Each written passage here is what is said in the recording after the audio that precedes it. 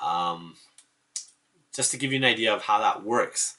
So basically, what you're trying to do, what you have to do to adapt to that schedule, is right now your brain. If you're on monophasic sleep schedule, your brain is actually going through all those stages of sleep. Like I said, stage 1 through 5.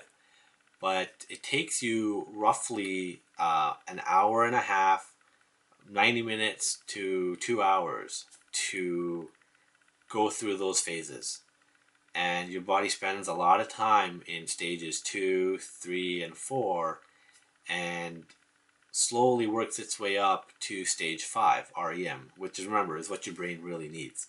So, stage 5 is the most critical stage for your brain. I mean, that's what it really needs to feel rested and rejuvenated to handle what's, coming up through your day. And what the Uberman or any of the other sleep cycles try to do is they're meant to train your brain to fall into REM sleep a lot quicker. So in the case of the Uberman, you have 6 naps for 20 minutes long, spaced 4 hours apart. And what you're actually training your brain to do is, in that 20-minute time frame, you're basically very quickly, just going through stage 1, 2, 3, 4, and then almost like right away getting into stage 5, REM sleep. Because remember, that's what your brain really needs. So by sleeping for those 20 minutes each time, over a period of 24 hours, that adds up to 2 hours of sleep.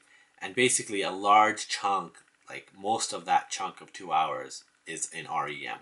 That's once you're fully adapted. So if you're normally sleeping on a monophasic, you end up getting about that same amount of REM sleep in that 8-hour period. Except now with Uberman, we've trained our brain to jump into that REM right away. And we end up actually getting the same, maybe even more REM sleep from those 20-minute chunks than if we were to just sleep for a full 8 hours. So that's the idea behind the Uberman sleep schedule. The other thing I wanted to actually let you guys know about is sleep deprivation, because sleep deprivation is actually what you have to go through to adapt to the Uberman. Okay, and this is what makes it so hard.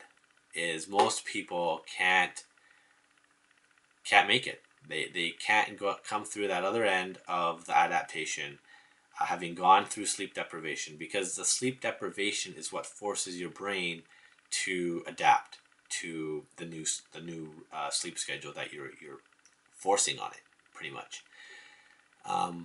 Some of the effects of sleep deprivation are irritability.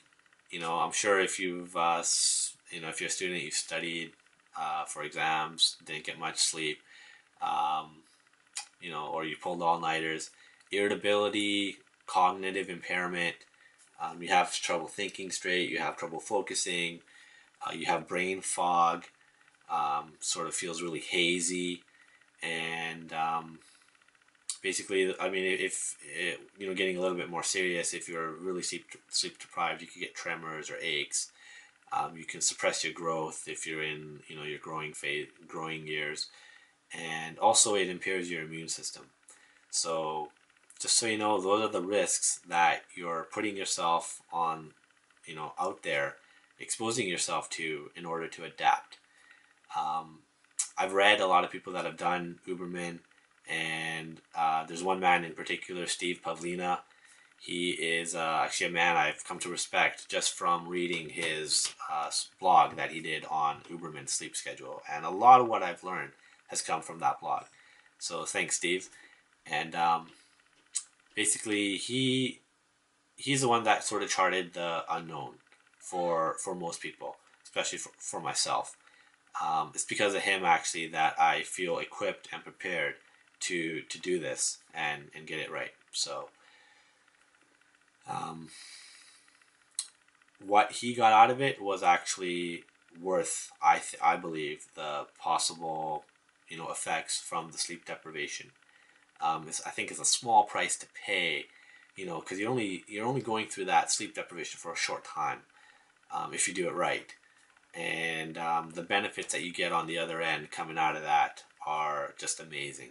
So just so you know, I mean, don't be scared away by the sleep deprivation, the side effects of it. It's just a small price to pay for what's on the other end, which is going to be a lot more time and a lot more fulfillment in a way.